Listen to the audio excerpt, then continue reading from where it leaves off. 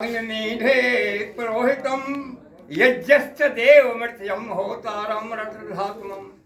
आदरणीय बंधु, इस पावन वेद मंत्र के द्वारा मैंने अपनी वाणी को और आपके कर्णों को पवित्र किया है। यह वेद मंत्र ऋग्वेद का सबसे पहला मंत्र है और मेरा दावा है उस परमपिता परमेश्वर का जहाँ भी मनुष्यों की सृष्टि है यही पहला वेद मंत्र है। समझे? अब इसके ऊपर मैं अपने विचार रचता हूँ। इसका अर्थ नहीं कर सकता, अर्थ देखना है तो महर्षि दयानंद ने किया हुआ देखिए।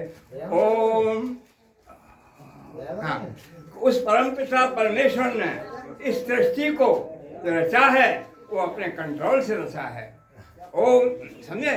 और वही समस्त उसके समस्त ब्रह्मांडों का रचयिता है और अपने कंट्रोल में रखता है।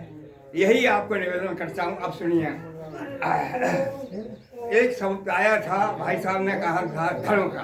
तो देखिए, धर्म बड़ी विचित्र बात है। लक्ष्मी के सुत चार हैं, लक्ष्मी के सुत चार हैं, धर्म, वैद्य, नृप और चोर। जेठे को अनादर करे तो तीन करे हड़फोड़। जब दक्षिणी अपने बेटे धन के साथ रहना चाहती है और अगर कंजूस उस धन में धन को नहीं लगाता है तो कौन लेगा? वैद्य है, टीबी है, कैंसर, या फिर सरकार टैक्स लगा देते हैं, चोरी करिए, और या गंदी नाली को भंगी साफ करता है, फिर चोर साफ कर जाएगा। इसलिए बंधुओं, यथाशक्ति धन का दान करो। अब एक शब्द आया था यज्ञ का, इसके ऊपर बड़े घुमा करके मैं लाऊंगा। ये लोग कहते हैं आई समझ बड़े बेवकूफ़ है, घी जला रहे हैं, सारा सामग्री जला रहे हैं। तो उन लोगों के लिए मैं बताना चाहता हूँ, सुनो। एक सेठ जी थे।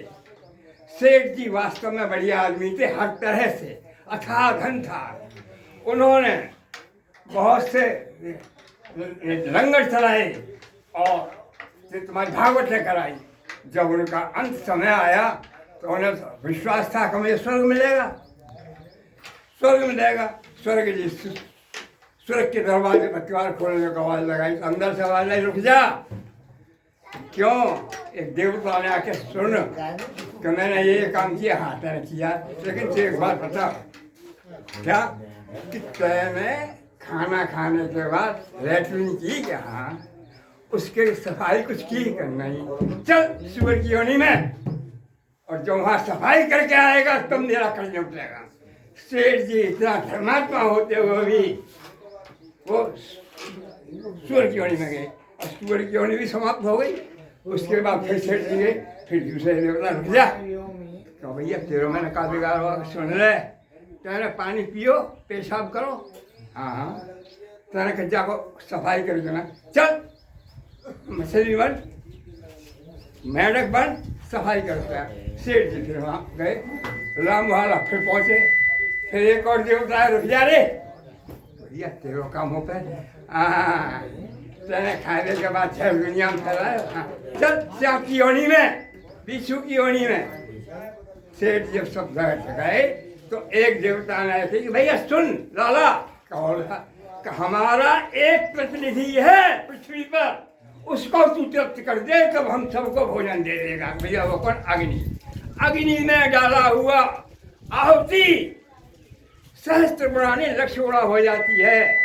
2.5 तोले देशी गाय के घी से एक, मैं भूल गया, बहुत बड़ा वो बनती है वो ऑक्सीजन 2 टन।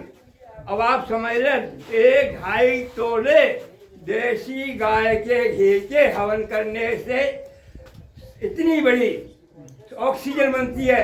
इसका घूम के अर्थ ये भी है, उतने ही ऑक्सीजन से वो घी तैयार होता है। बंधुओं, उन लोगों को बता दो, खबर इसलिए करते हैं। आइए समाज बात मैं बहुत बता सकता हूँ आपके हर विषय की थोड़ी सी।